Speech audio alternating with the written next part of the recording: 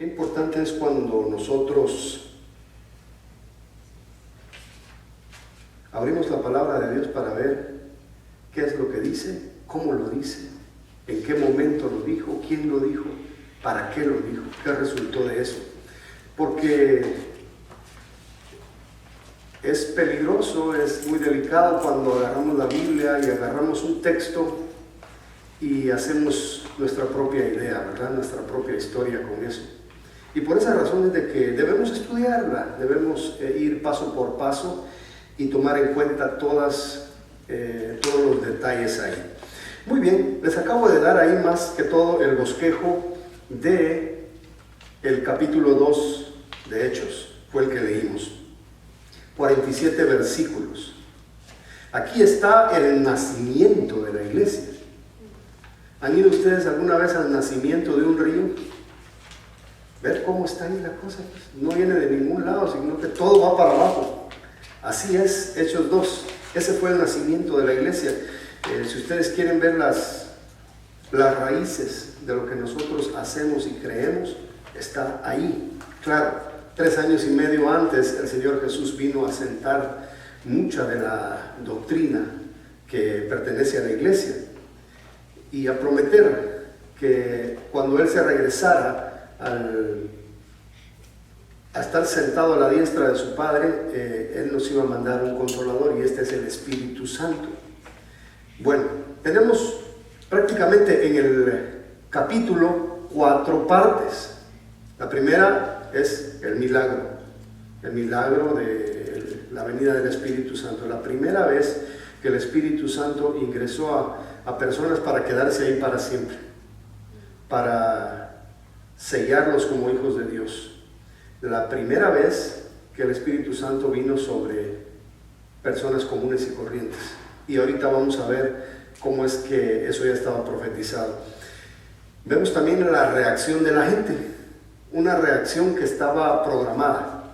Dios hace algo para que la gente reaccione de cierta forma y entonces Dios logra su objetivo. En la tercera parte tenemos el primer discurso de Pedro, el primer sermón evangelístico de la iglesia. Y luego el cuarto punto son los primeros días de la iglesia. No creo que podamos llegar hasta ahí ahora, pero si nos portamos bien creo que podemos llegar a la mitad del sermón de Pedro.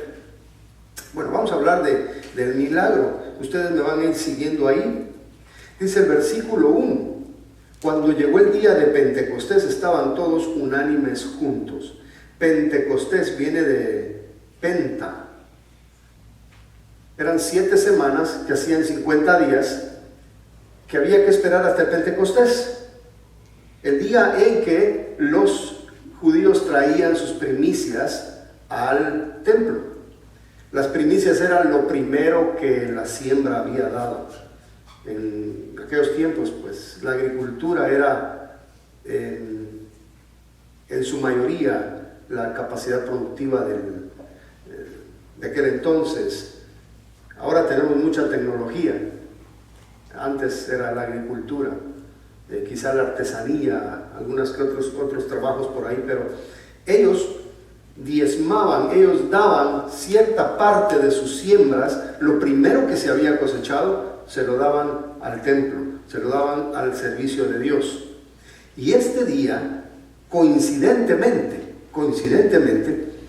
era la primicia de los sellados para la iglesia.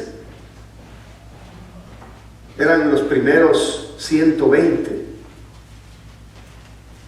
Bueno, entonces Jesús había partido ya de regreso a estar en el seno de su Padre, y ahora, unos días después de que Él se fue, y vimos la semana pasada cómo en esos días que ellos estaban esperando la venida del Espíritu Santo, que se cumpliera la promesa de Jesús, ellos escogieron a Judas.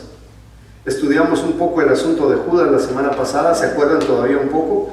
Yo creo que surgieron más preguntas de las que pudimos resolver, cómo Judas hizo lo que hizo, cómo murió, cómo lo enterraron, cómo compraron el terreno para enterrarlo, un terreno que pagaron con el dinero que él había adquirido por la venta del maestro. Y bueno, luego de esto ya empieza el capítulo 2, y aquí el versículo 1. Estaban en el día de Pentecostés. En el día de Pentecostés estaba más abarrotado de gente que Costco en Black Friday. Jerusalén era un lugar muy lleno de gente, rebalsando de personas, porque todos querían venir al templo a dejar sus primicias. Entonces era un lugar muy concurrido, y vemos en la sabiduría de Dios cómo Él escoge ese momento cuando estaba más lleno de gente para crear una pandemia espiritual, así como ocurrió en Wuhan, ¿verdad? El lugar más abarrotado del mundo, en la celebración del año chino, del principio de año chino. Ahí empieza el coronavirus. Qué mejor lugar, ¿verdad? En ese momento. Otro buen momento hubiera sido el Mundial de Fútbol en algún país, que ahí empiece la pandemia, porque todos llegaron y luego se esparcen y van a ir a contagiar a todo el mundo. Eso fue lo que sucedió ahí en Jerusalén. Todos los judíos que vivían en el extranjero y que vivían en otras áreas de Israel venían a ese lugar para esa fecha del año. Había muchos ahí que desde la Pascua estaban ahí en Jerusalén esperando pasar esas fiestas. Y vamos a ver cómo Pedro les dice a ellos que ante los ojos de esta multitud el Señor Jesús había sido juzgado falsamente, porque ellos estaban ahí para ese tiempo. Bueno, entonces Jesús les mandó a ellos que estuvieran juntos orando ahí en Jerusalén. No se vayan, les dijo, aquí quédense. Jesús tenía planificado ya lo que iba a hacer, y es lo que nosotros debemos practicar, hermanos. Dios siempre está haciendo cosas con su iglesia y en su iglesia en diferentes temporadas. Siempre está actuando según sus planes de diversas formas, y por esa razón la iglesia tiene que estar junta y unánime. Tenemos que tener una unidad para que podamos ser incluidos en las cosas que Dios hace en su momento. Yo estoy seguro que Dios hizo cosas en sus planes, en su soberanía, en su inteligencia. Él hizo cosas especiales durante esta pandemia. A algunos les pegó un susto porque les pegó la enfermedad. A otros les trabajó a través del aislamiento. Valoramos más la congregación, ¿verdad? La iglesia. Nos dieron más ganas de congregar. Dijimos, ahora me dan ganas, pero antes yo no iba. No me vuelvo a perder un servicio. Y de muchas formas. Y Dios ha de estar tratando con sus hijos, probablemente con la economía. El trabajo bajó mucho, algunos lo perdieron. Y así es en cada temporada, en cada etapa de la iglesia. Dios está trabajando y hace cosas importantes, y la iglesia debe estar junta. Debemos orar, debemos ser unidos para poder presenciar lo que Dios está haciendo. Que no nos agarre peleando, ¿verdad? Los acontecimientos que Dios tiene para la iglesia, que no nos agarre peleados con alguien, ausentados de la iglesia, haciendo cosas que no debemos, sino que concentrados en su palabra, orando en comunión, y aquí estamos. Gracias a Dios, aquí estamos, ¿verdad? Quizá en algunos casos, algunos que estaban por irse de la iglesia y andaban ahí enojados, peleando con alguien de la iglesia, con los dirigentes, qué sé yo. Este tiempo sirvió para de una vez que se desanimara. Pero gracias a Dios, porque nosotros estábamos bien, teníamos nuestra comunión y nos hicimos falta. Por lo menos ustedes me hicieron falta a mí. Yo no sé si yo a ustedes no me contesten. Prefiero seguir soñando. Cuando Dios quiere hacer algo en la iglesia, es necesario que la iglesia esté unida. Versículo 2: de repente vino del cielo un estruendo como de un viento recio. No fue un viento recio, fue un estruendo como de viento recio. Aquí es donde empleamos la lectura correcta para comprender correctamente. Hay algunos que piensan que Dios es un viento recio. No, el sonido era como el de un viento recio. Se parecía el sonido. Algo sonó ahí, como que hubiera un ventarrón que soplaba, el cual llenó toda la casa donde estaban sentados. Eso fue un evento extraordinario, porque un ventarrón donde quiera pasa. Pero este ventarrón, este sonido, se metió a la casa donde ellos estaban. Llevaba dirección. Este fenómeno iba dirigido a cierto lugar, y era ese lugar donde estaba la iglesia junta. Dice que estaban sentados, probablemente estaban a media oración, a media lectura, a testimonios, probablemente estaban cantando o quizá estaban escuchando la predicación, pero en ese momento algo llenó la casa. Decíamos la semana pasada, probablemente la casa de María, la mamá de Juan Marcos, el escritor del Evangelio de Marcos, sobrino de Bernabé, el que introdujo a Pablo a la iglesia. Probablemente era la misma locación del aposento alto. El aposento alto era la misma locación donde se ofició la última cena. Probablemente ahí mismo era donde estaban durmiendo los apóstoles el día de la resurrección. Probablemente fue el primer edificio donde la iglesia se reunió. Creemos también que ahí fue donde la iglesia estaba reunida orando por Pedro, porque Herodes estaba a punto de matarlo. Habían aprendido a Pedro, lo llevaron a la cárcel y estaban por dictar sentencia cuando un ángel milagrosamente saca a Pedro de la cárcel, cuando todos los guardias estaban dormidos. Y luego Pedro se ve a media calle, a medianoche, y dice: esto no es un sueño. Y comienza a caminar a donde él ya sabía que se juntaban, esta misma casa probablemente. Esta fue la forma en que el Espíritu Santo se manifestó. Vemos en el Antiguo Testamento que se manifestaba de diferentes formas. Aquí fue en la forma de un viento recio. Frente a Juan el Bautista y a Jesús durante su bautismo, el Espíritu Santo se manifestó como una paloma. Como una paloma. Y acá fue como un sonido como de ventarrón. Vino del cielo, dice, enviado de parte de Dios. Ellos sintieron eso, que venía de ahí arriba. Y entró, me imagino, por las ventanas, pasó por los poros de la pared. Yo no sé, el Espíritu Santo no tiene ningún impedimento físico para atravesar una pared, para atravesar el mundo entero, para atravesar las estrellas. Y a mí me recuerda la ocasión en que los apóstoles estaban ahí escondidos, cuando Jesús ya había resucitado. Y de repente Jesús se les aparece ahí en medio, sin tocar la puerta. Pasó. Le apareció ahí adentro. Ya Jesús tenía la costumbre de hacerlo, ¿verdad?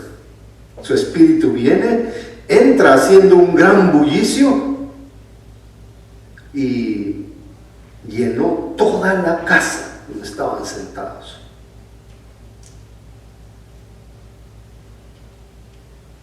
Ahora, el Espíritu Santo no llenó todo Jerusalén, llenó una casa. ¿Y qué estaba ocurriendo en esa casa? Un culto al Señor. Ellos estaban en obediencia a Jesús, porque Jesús les había dicho: no se vayan, esténse ahí quietos. A veces hay que esperar en el Señor, no hay mucho que hacer. Sigámonos juntando, sigamos viniendo, sigamos alabando al Señor y dejemos que Él en su momento, en la hora precisa, haga lo que Él está planeando hacer. A veces no entendemos qué es lo que va a pasar. Ahora ya sabemos nosotros lo que viene, porque la movie ya la leímos. Pero en aquel tiempo oraban, terminaba el culto y se iban. Al rato regresaban, hacían el culto y se iban. Oraban, leían, escuchaban la palabra y se iban. Y salían por la puerta y ¿qué va a pasar? Sigamos adelante, como el Señor dijo. Y esa es la orden para nosotros. Sigamos congregándonos y no dejemos de congregarnos como algunos tienen por costumbre, dice la palabra de Dios. Bueno, versículo 3. Y se les aparecieron lenguas repartidas como de fuego, asentándose sobre cada uno de ellos. Aquí la palabra lenguas se usa para dos cosas, pero yo pienso que tiene su propósito.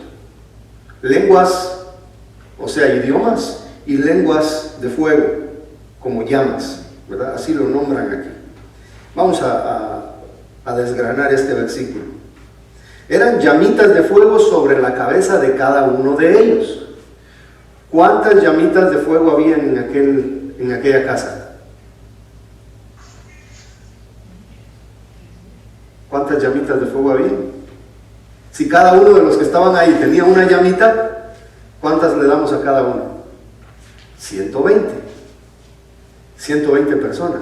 Afortunadamente no habían detectores de fuego, porque si hubiera prendido eso. 120 personas con una llamita de fuego sobre su cabeza. Leamos cómo dice. Lenguas repartidas como de fuego. No dice de fuego, sino como de fuego. Eso parecía fuego. ¿Se recuerdan ustedes de la experiencia de Moisés? La zarza ardía, pero no se consumía. Y es que era un fuego diferente. Era un fuego diferente, no era un fuego físico. Era una manifestación del Espíritu de Dios. Y aquí ellos están experimentando eso. No les quemaba. Los que estaban un poquito calvos no sentían mucho calor ahí, ¿verdad? Era como de fuego, era una luz. Pero hermanos, ¿para qué servía esa luz? Era para llamar la atención de quienes los iban a observar. Porque dentro de la multitud, cuando ellos iban a salir, iban a comenzar a hablarles, de alguna manera, ellos tenían que llamar la atención. Ustedes miran por ahí una luz muy fuerte que anda en la cabeza de alguien, se quedan viendo. Inmediatamente el mensaje puede ser lanzado. Es como propaganda, ¿verdad? Como un medio de propagar un mensaje muy efectivo. Y dice, fueron todos llenos del Espíritu Santo. Entonces entra aquello, llena la casa, les aparecen lenguas de fuego y en ese momento ellos están siendo llenos del Espíritu Santo. Si nos vamos al Antiguo Testamento, cada vez que se dice que el Espíritu Santo llenaba a una persona, esa persona era un superhéroe, ¿verdad? Mataban gigantes. Una persona podía matar un ejército. Así era. David podía derrotar ejércitos enteros con poca gente, porque el Espíritu de Dios estaba con él. Salomón tenía una sabiduría tremenda como nunca la ha habido.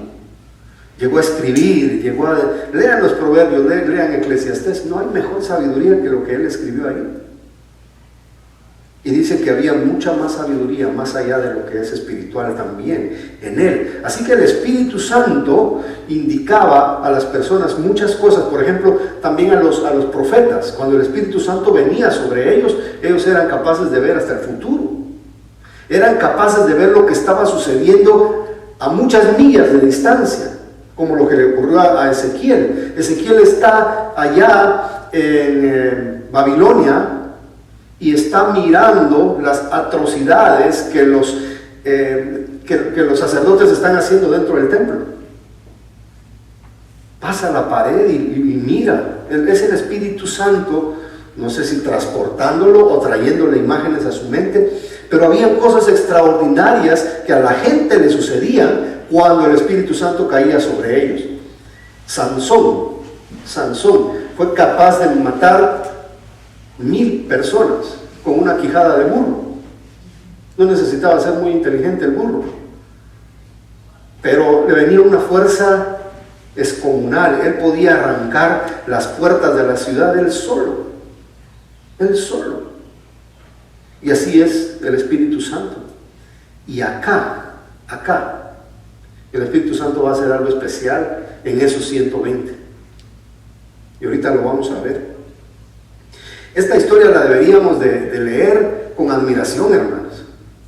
Como estamos viendo la película de los Avengers. ¿Cómo es eso que vuela? ¿Cómo es eso que rompe la tierra? ¿Cómo es eso que hace tantas cosas? Pero esto no es fantasía. Esto es lo que el mismo poder de Dios está haciendo a través de la gente. Todos fueron llenos del Espíritu Santo. ¿Cuántos fueron los primeros llenos del Espíritu Santo? 120. Esa es la primicia de los sellados por primera vez. El Espíritu Santo, como ya lo vimos en Fundamentos de la Fe, es la tercera persona de la deidad.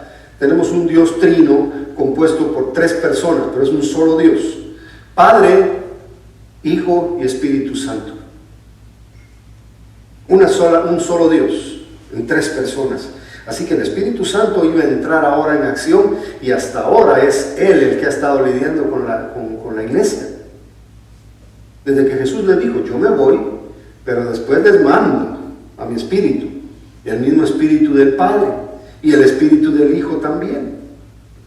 Es este ente, es esta personalidad. Hay sectas que dicen que el Espíritu Santo solo es una fuerza material, una fuerza física, como la electricidad. Pero nosotros leemos en la Biblia que el Espíritu Santo tiene carácter, toma decisiones, reparte, se contrista. El Espíritu Santo se enoja, el Espíritu Santo hace, guía, enseña. Entonces aquí era Dios mismo viniendo a bautizar a las personas, a llenarlas. Y entonces dice que hablaron en otras lenguas. Eso es un milagro. Es un milagro. Yo a veces, cuando me tocó predicar en inglés aquella vez, yo creí que era un milagro para mí. No se me da mucho el inglés. Y estar 35 minutos hablando ante mucha gente, y solo el Señor me sostuvo. Conste, no estoy diciendo que fue el boom de lenguas ahí. Pero en esa ocasión, esas 120 personas, al mismo tiempo, comenzaron a hablar un idioma que ellos no conocían, que ellos no lo podían hablar. Ya habían oído que los turistas hablaban. Ya vamos a ver cuántos idiomas habían ahí. Pero ellos no eran capaces de hacerlo.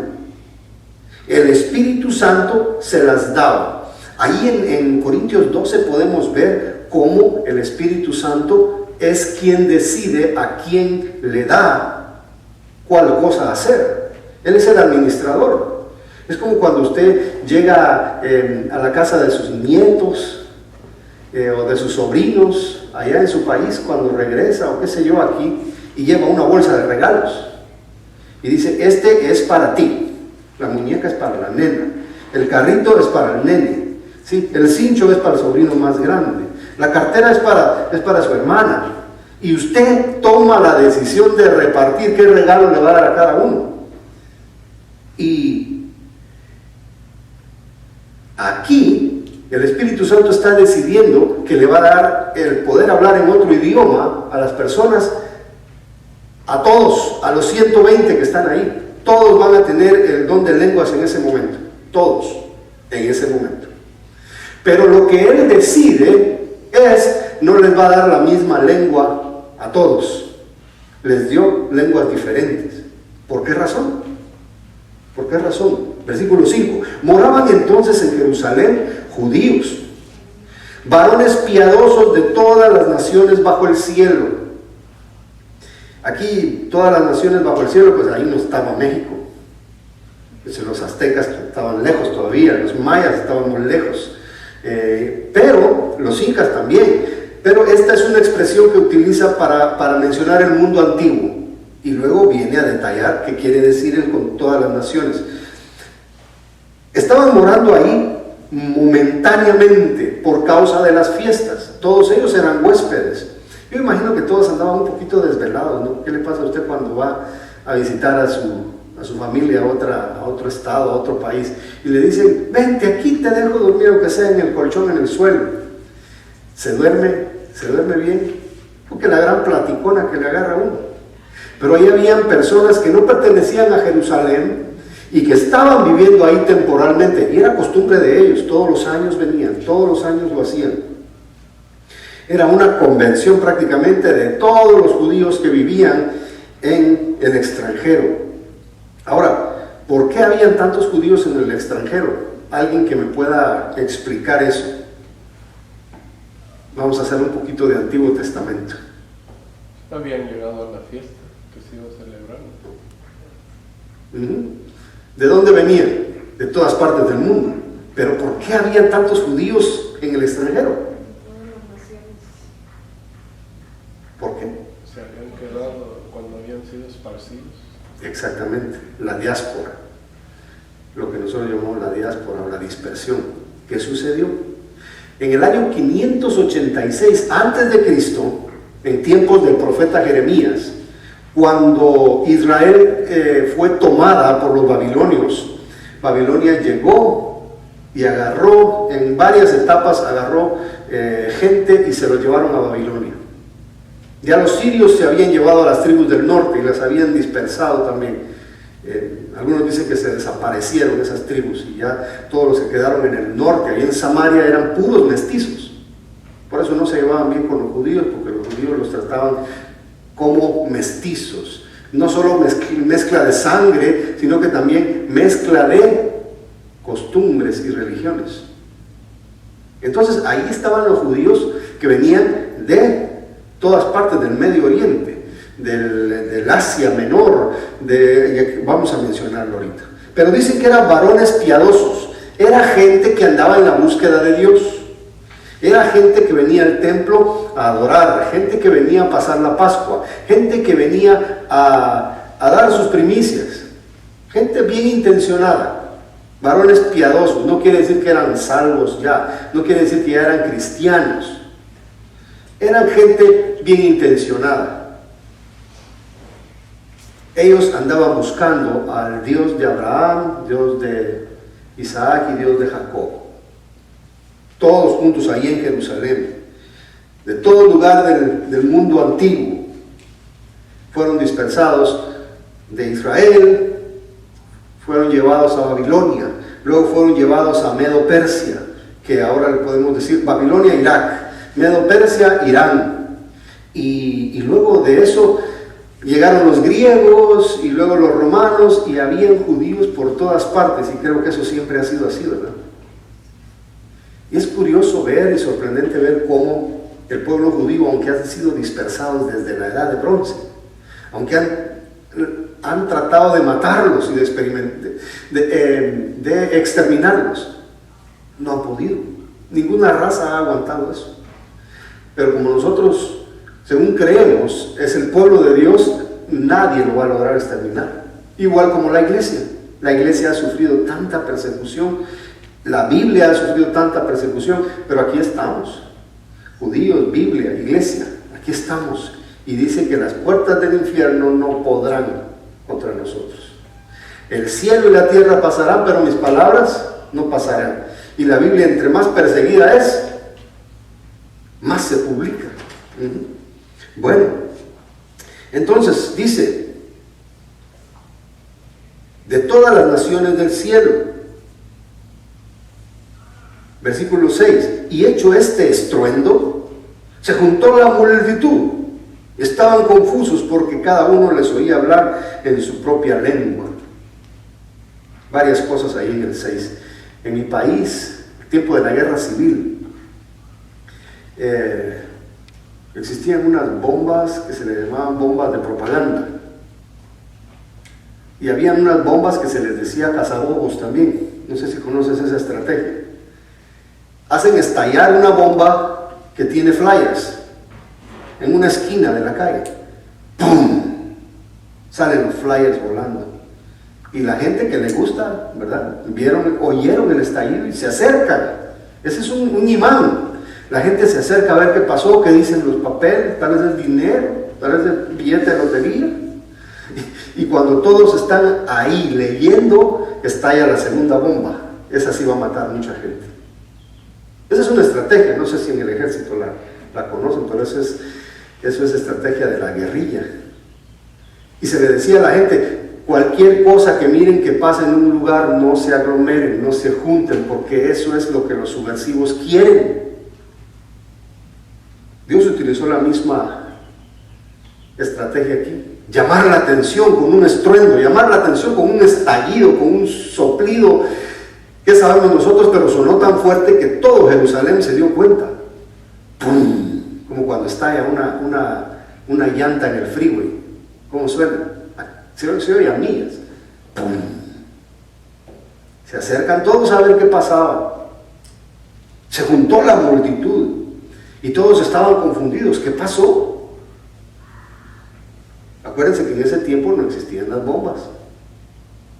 Fue un estruendo, como un relámpago, como un viento fuerte. No lo podían comparar con una bomba ni con un cohete del 4 de julio. Simplemente ellos llegaron a ver qué pasaba y estaban confundidos. ¿Pero por qué estaban confundidos?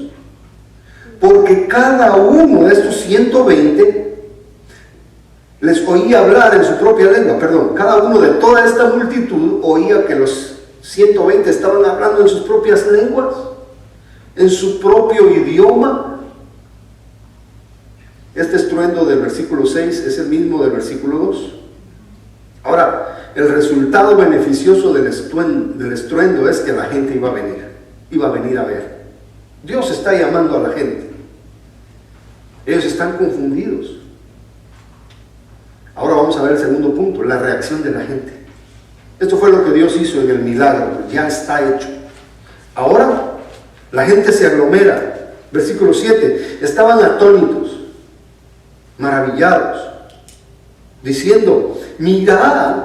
Y ahí viene una pregunta, ¿no son galileos todos estos que hablan? La palabra Galileo ahí era como decir, vamos a ver, en el país de ustedes, ¿cómo hacen para describir a una persona que no tiene educación? No me lo digan mejor, ahora se va a oír feo. Este iletrado, este campesino, este pescador, este del monte, ¿verdad? Bajado de la montaña. ¿No son galileos todos estos que hablan? ¿Pueblerinos?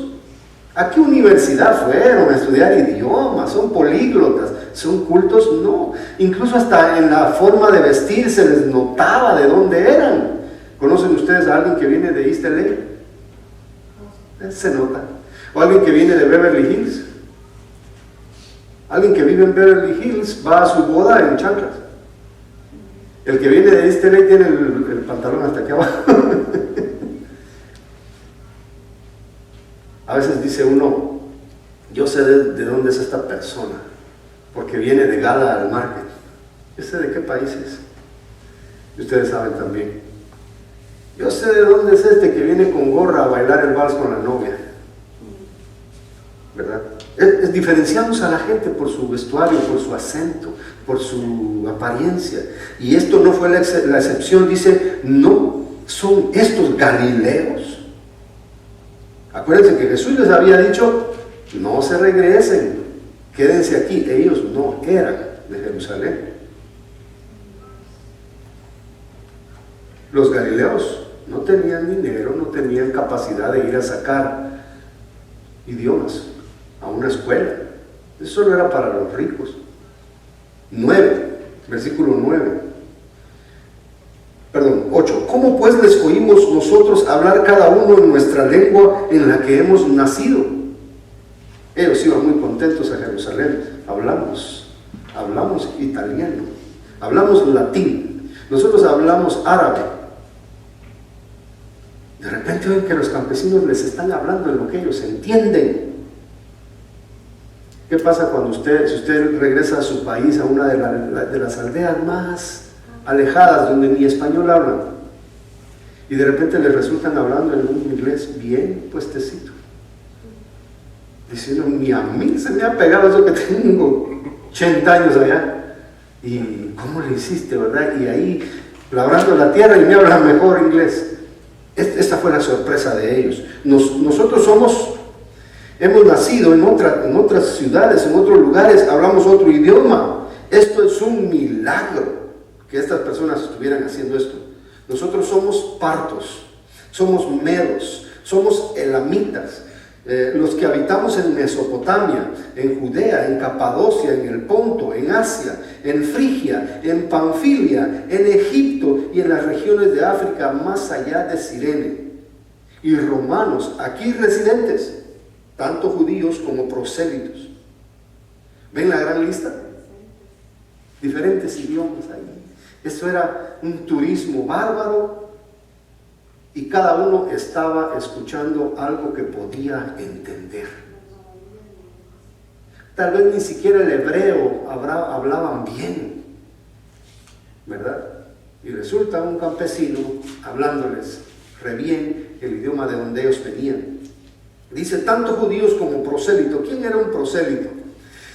Prosélito era una persona que no tenía sangre judía, pero que se quería hacer judío de religión. Hay muchos de ellos ahora. Hay muchos judíos que no son de sangre, pero pertenecen a otras razas, pero ellos ya se han hecho a esa religión. Todos ellos estaban ahí en Jerusalén aglomerados. Esto da más detalle a lo que dice el versículo 5. Versículo 5 dice que moraban entonces en Jerusalén judíos, varones piadosos de todas las naciones del cielo. ¿Qué está siendo más detallista? Versículo 12. Y estaban todos atónitos y perplejos. Cuando el judío repite algo es porque lo está enfatizando, porque quiere causar una impresión. Y esto que dice al principio del 12 ya lo había dicho antes, perplejos, diciéndose unos a otros, ¿qué quiere decir esto? Es importante ver lo que dice el 12, porque es una pregunta que Dios quiere que la gente llegue a hacer en ese momento. Dios está llevando a la gente a pensar de esta manera, ¿qué quiere decir esto? ¿Qué quiere decir? Ahí el Espíritu Santo hizo su trabajo, el fuerte estruendo. Ahí el Espíritu Santo mandó las llamas de fuego, como de fuego. El Espíritu Santo mandó las lenguas. Ahora la mesa está servida para Pedro, porque ya el Espíritu Santo creó la necesidad de una respuesta. ¿Qué quiere decir esto? ¿Sí, hermano? Sí, entonces ahí en el verso 11 donde dice, les oímos, en la segunda parte, les oímos hablar en nuestra lengua las maravillas de Dios, donde eran varones piadosos, o sea, como usted decía, ellos creían en Dios. Exacto. Pero aún no habían tenido un encuentro con Dios en este caso, porque claro, ellos pues, hablan las maravillas de Dios, dice. Y luego la pregunta, ¿verdad? ¿Qué quiere decir esto? Sí, y es importante ver ahí de que ellos estaban hablando Antiguo Testamento. Probablemente estaban recitando salmos, probablemente estaban trayendo a la mente de aquellas personas profecías de los profetas del Antiguo Testamento. Y estaban glorificando a Dios, estaban hablando maravillas de Dios. Y me imagino que dentro de esas maravillas estaban hablando del Mesías. Porque ellos esperaban al Mesías, lo esperaban desesperadamente, porque ellos querían que el reino de Israel volviera a ser establecido como en los tiempos del gran rey David o el gran rey Salomón. Y ellos esperaban al hijo de David que viniera a restablecer la soberanía del pueblo de Israel. Y ellos no podían estar más felices que cuando les hablaban del Mesías, ¿verdad? Que venga, que viva el rey. Bien, ¿qué quiere decir esto? Bueno, siempre hay gente que pierde el punto de lo que sucede, ¿verdad? Están más lejos. Ellos no sabían qué quería decir esto, pero habían otros que estaban lejos del asunto. Se burlaron y dicen, estos están borrachos, están llenos de mosto. Dicen, mosto es una masa espesa que sale de las uvas machacadas. O sea, se puede hacer de ahí también cierto vino. No sé mucho de esto, los que saben de vino me podrán decir más qué es el mosto, pero es un producto que viene siempre de la uva y no tiene una capacidad de embriagar mucho, pero estos se estaban burlando porque dicen, bueno, están con poca salsa les da tos, ¿verdad? Lo que dirían los mexicanos. Con nada, ¿qué les está pasando? Están borrachos, todos alegres ahí hablando y todos en montón aquí. Han de estar borrachos. Bueno, hasta ahí llegó el milagro. Es lo que Dios quería lograr, tener a todos en la expectativa, en búsqueda de una respuesta. En búsqueda de una respuesta. Y aquí viene el primer discurso de Pedro.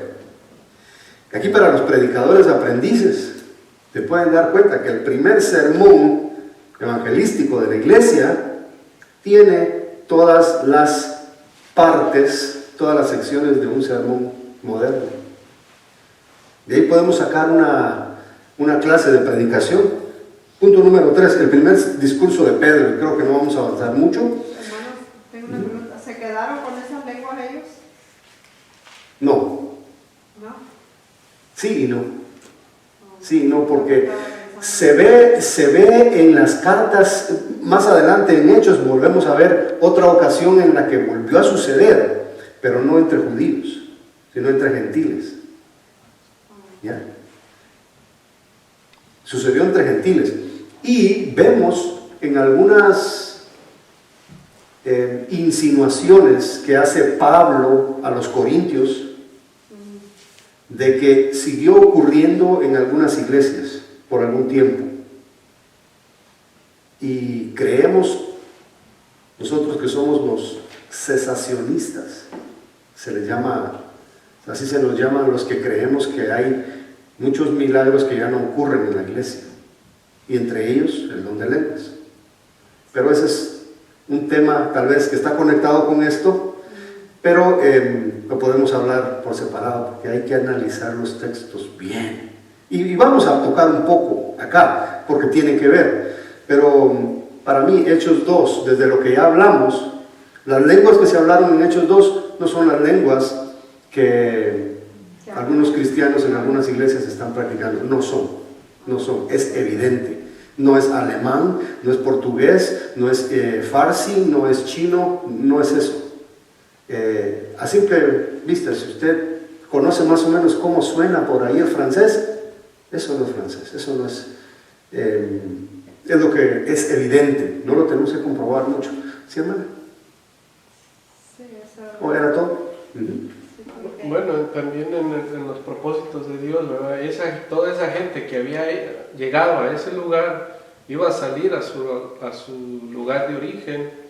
Al haber oído el mensaje en su propio idioma, lo tenían que haber compartido también, claro, porque creyeron. Claro. Y el mensaje en aquel tiempo era simple, porque ellos ya tenían el Antiguo Testamento en la cabeza. Y lo vamos a ver con el eunuco. El eunuco era probablemente un moreno, que era un ministro de finanzas, creo, de Candace, la reina de Etiopía. Este hombre vino a las fiestas, vino al templo a adorar, y de regreso iba leyendo el rollo de Isaías. Y dice, no entiendo. Porque Felipe le pregunta, ¿entiendes lo que lees? Y él dice, ¿cómo voy a entender si nadie me explica? El mensaje que Felipe le dio fue simple, pero lo tenía bien claro. ¿Entiendes lo que lees? Ese que está ahí, en el profeta Isaías, ese es el que mataron allá. Con Poncio Pilato lo sentenciaron. Ese es él. Te voy a demostrar ahorita. Pum, pum, parte por parte por parte. ¿Crees? Sí creo. ¿Quieres ser bautizado? ¿Qué impide que yo sea bautizado? Un hombre que vino a la fe sin tanta ciencia. El mensaje del Evangelio, y lo vamos a comenzar a ver ahorita. Toda esta gente no había escuchado de Jesús. Sí, ellos habían escuchado a Jesús. Pero no habían creído. Ellos dijeron, crucifícale. Ellos estaban ahí para la Pascua. Ahorita lo vamos a ver, Pedro mismo lo dice. Pedro los acusa. Pedro los condena a ellos. Y al final del sermón ellos están confundidos. Bueno, tenemos entonces Pedro poniéndose en pie con los 11, alzó la voz y les habló diciendo, ¿Qué fue lo que les dijo? Ya lo vamos a ver. Aquí está el mismo Pedro que negó a Jesús. Pedro que hacía 50 días estaba llorando amargamente después de que cantó el gallo. Este era el mismo Pedro. Aquí está dando la cara por él. Ya lleno del Espíritu Santo, es una persona totalmente distinta. Se paró ante 3,000 personas como líder de 120. No siguiendo a Jesús de lejos, él se puso al frente. Varones judíos, esta es la introducción del sermón, fíjense. Varones judíos y todos los que habitáis en Jerusalén, esto os sea notorio y oíd mis palabras. ¿Cuántas personas dicen así? Oigan lo que les voy a decir. No dice, a mí me contaron, fíjense que parece que algo. No, oigan mis palabras. Está hablando de sí mismo. Él está siendo responsable de lo que va a decir. El público era judío y habían otras personas que probablemente querían entrar al judaísmo, estaban iniciándose. Dice, estos no están ebrios como ustedes suponen, puesto que es la hora tercera del día. ¿Qué tiene que ver esto? La hora tercera era el día que era de la oración. Fíjense cómo el Espíritu Santo en el momento de la oración, cuando más gente había ahí en Jerusalén, afuera en el templo, cae la gente. Era la hora de la oración y nadie debería estar echándose los traguitos a esa hora. No era correcto, no era bueno. Versículo 16, mas esto, ¿verdad? No están borrachos, no están locos, no son fanáticos. 16, esto es lo dicho por el profeta Joel. Y miren, esto es lo importante y lo que a mí me impresiona de Pedro, guiado por el Espíritu Santo. Cuando una persona se deja guiar por el Espíritu Santo, lo que hace es abrir la palabra de Dios. Él no dijo, todos los que están aquí, espérenme, voy a llamar al leproso, dé su testimonio. El leproso pudo haber dicho su testimonio, estaba bien. Voy a llamar a María, ven, ¿cómo es que te habló el ángel? María Magdalena, ven acá, quiero que digas cómo te sacaron los demonios. No, ¿qué fue lo que hizo Pedro? Esto es lo que está escrito. La palabra de Dios, ¿verdad? Es la palabra profética más segura. Nuestros testimonios está bien, pero la palabra de Dios es mejor, porque lo que nosotros pudimos haber visto con nuestros ojos, lo pudimos haber interpretado desde un punto de vista imperfecto, como lo somos nosotros, pero la palabra de Dios es perfecta. Y entonces dice, esto es lo dicho por el profeta Joel. Hay una profecía que se está cumpliendo hoy, en otras palabras. Esto que ustedes ven está escrito. Todo judío instruido debería saber las profecías. Entonces cuando él dijo esto es lo dicho por el profeta Joel, todos pusieron más atención. Está abriéndonos las escrituras. Bueno, entonces después de su introducción comienza a meter un contexto histórico. Versículo 17. En los postreros días, dice Dios, derramaré mi espíritu sobre toda carne. Y esto es lo que ya leímos. Eso está en Joel 2:28. Si ustedes saben usar la concordancia de su Biblia, tal vez aquí para nuestros hermanos Dufao o Dafao o Defao, estos hermanos que están acá en primera fila, la Biblia de ustedes tiene ahí abajo unas letras chiquitas. A veces están abajo, a veces están en medio de las dos columnas.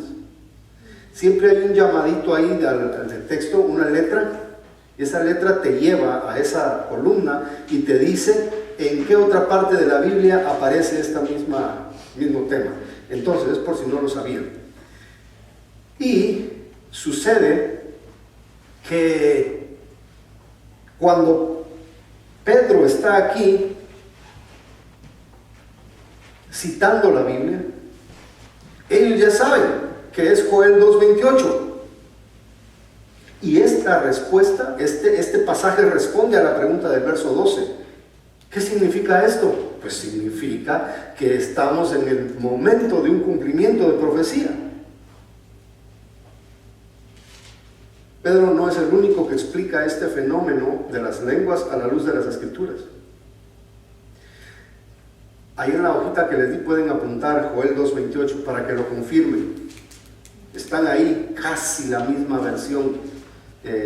La que estaba citando Pedro probablemente era la versión Septuaginta que se tenía en aquel primer siglo, que es muy parecida a la Reina Valera que nosotros tenemos, bueno, traducida, ¿no? Bueno, pero Pablo también, cuando está instruyendo a los corintios años después, porque esto de las lenguas se convirtió en una confusión también.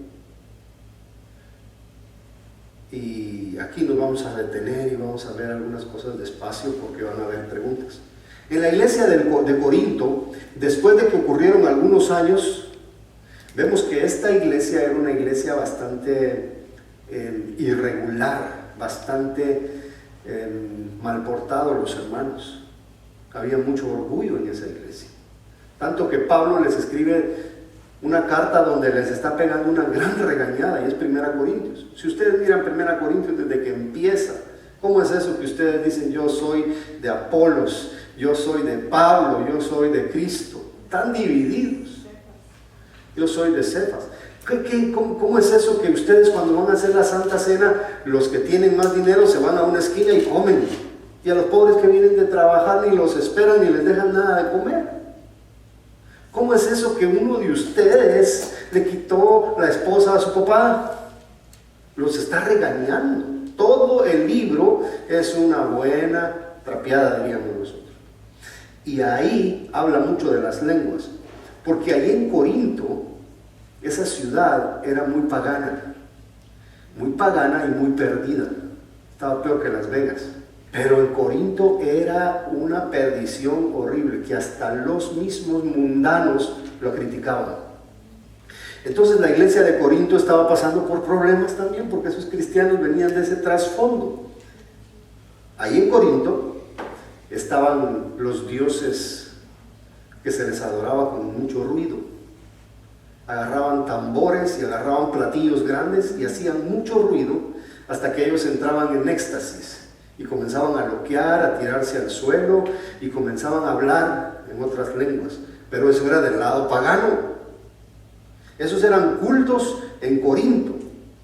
Y así como hablábamos la semana pasada, hay personas que confunden las cosas que suceden en el mundo con las cosas que suceden en la iglesia. Y estas cuestiones en el paganismo, esos cultos extáticos que estaban ahí, esas costumbres estaban tomando parte en la iglesia. Y para nosotros no es muy raro esto. Para nosotros no es muy diferente en nuestros tiempos. Una iglesia donde les gusta lo que hacían en el mundo y lo siguen practicando ahí. Y una iglesia carnal. Y se merecen esa carta. Pobrecito Pablo dice, ay, ustedes son un gozo para mí, pero a veces me ponen en qué hacer, ¿verdad? Un día voy a ir y les voy a hablar de frente y me van a oír. Y ahí es donde Pablo les dice, lo más importante no son las lenguas.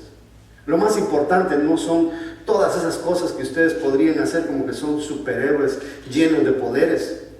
Lo más importante es el amor.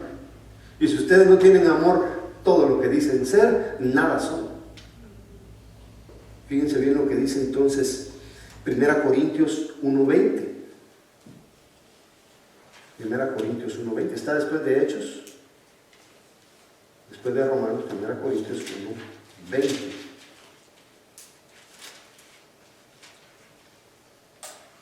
Perdón, yo me equivoqué aquí.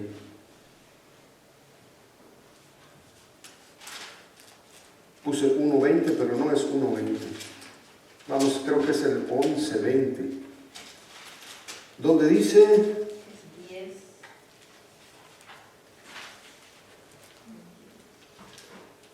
Ahorita les digo, estamos perdiendo un poquito de tiempo, pero esto vale la pena. La verdad, no sé.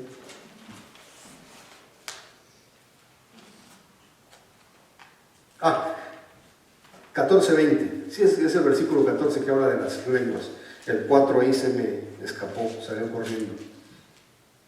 Leámoslo 14, 20. Hermanos, no seáis niños. Ven que era una regañada. No seáis niños en el modo de pensar, no se comporten como muchachitos, sino que sean niños en la malicia, pero maduros en el modo de pensar. En la ley está escrito: en otras lenguas y con otros labios hablaré a este pueblo, ni aun así me oirán, dice el Señor. Así que las lenguas son por señal a los no creyentes, ¿verdad? Son por señal a los, no a los creyentes, son por señal no a los creyentes, sino a los incrédulos. Pero la profecía no a los incrédulos, sino que a los creyentes. Y es precisamente lo que está sucediendo ahí en el capítulo 2.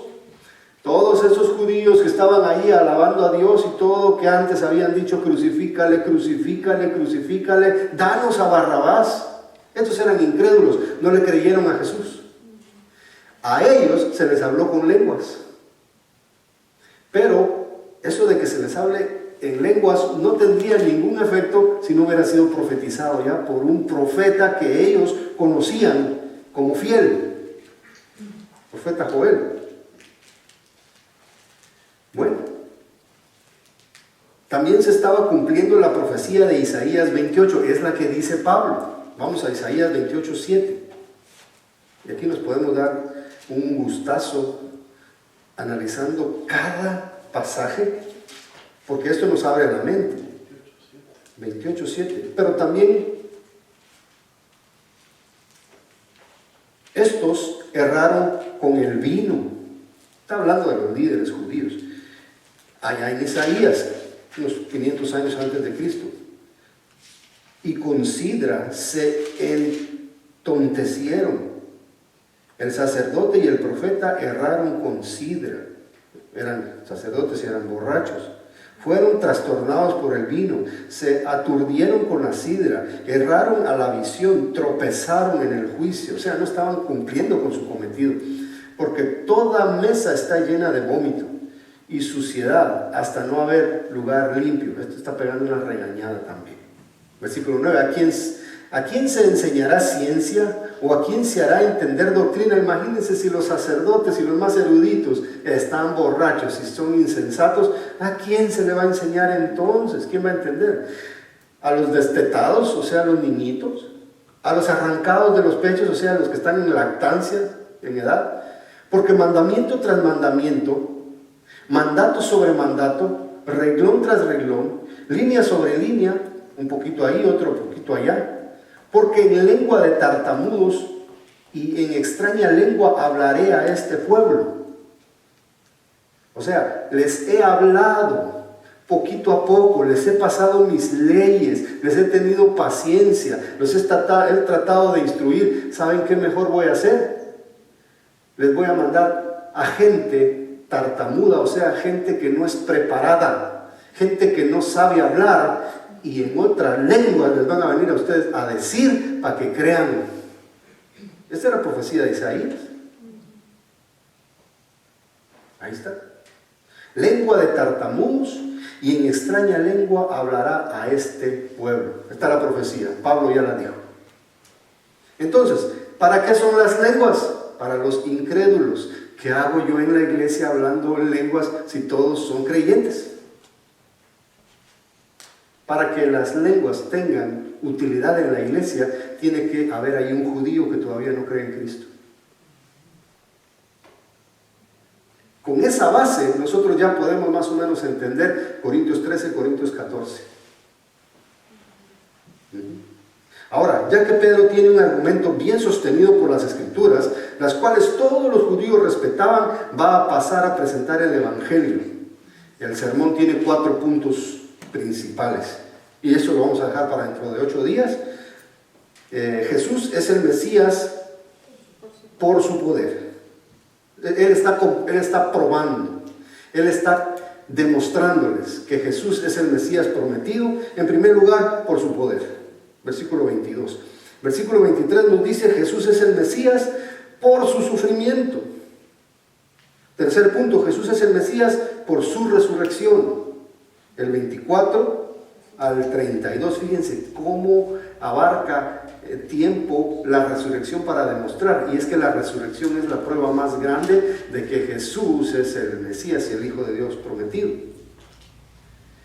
Punto número 4, Jesús es el Mesías por su exaltación, y ahí lo vamos a ir comparando. Todos estos puntos, estos 4 puntos los vamos a comparar con Isaías 53 y se van a dar cuenta cómo concuerda todo eso. Luego vamos a tener en el punto C ahí la conclusión de Pedro. Siempre un predicador tiene que concluir con una frase, lo que dijo. ¿A qué quiero llegar con esta hora que ya les hablé? 36 dice, sepa pues ciertísimamente toda la casa de Israel que a este Jesús a quien vosotros crucificasteis, Dios le ha hecho Señor y Cristo. Punto. Aquí se acabó el sermón de Pedro. Solo faltaba la exhortación, que está en el 37. Se compungieron de corazón y dijeron a Pedro y a los otros apóstoles, varones hermanos, ya no le dijeron Galileos de allá de la montaña, varones hermanos, ¿qué haremos? 2 preguntas, ¿qué es esto? Ya está la explicación. Y ahora, ¿qué haremos? Ese es el punto al que nosotros tenemos que llevar al inconverso, a que nos pregunte con compungimiento, ¿qué voy a hacer? Se siente desvalido, se siente pequeño, se siente chiquito, se siente pecador, se siente miserable. ¿Qué puedo hacer? Y entonces ahí viene la exhortación 38, 39 y 40, que tiene sus puntos. Luego vamos a ver el punto número 4 de todo el capítulo 2, que es los primeros días de la iglesia. Qué bonita empezó la iglesia, que así siguiéramos. Esto va a ser el capítulo 2, muy lleno de significado, muy lleno de contenido. Y no sé si tienen alguna pregunta antes de que oremos, porque no me quiero ir si tienen todavía. ¿Habían visto ustedes las lenguas desde este punto de vista? ¿Tenían ustedes ciertas dudas en cuanto a eso?